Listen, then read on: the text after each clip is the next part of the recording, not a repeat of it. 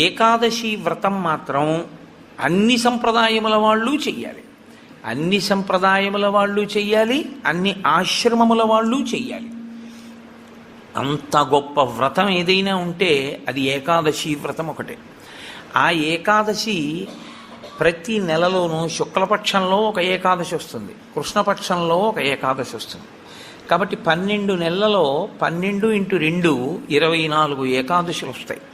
ఈ 24 ఏకాదశుల్లో ఏ ఏకాదశి నాడు వ్రతం చెయ్యాలి అంటే 24 ఏకాదశులు వ్రతం చెయ్యాలి.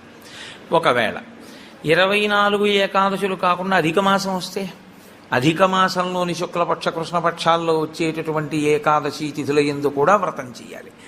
కాబట్టి ఏకాదశి తిథి నాడు చేయవలసినటువంటి వ్రతానికి మాత్రం ఎక్కడా శాస్త్రములలో ఏ ఆశ్రమము వారికి మినహాయింపు లేదు, అందరూ చేయవలసిందే.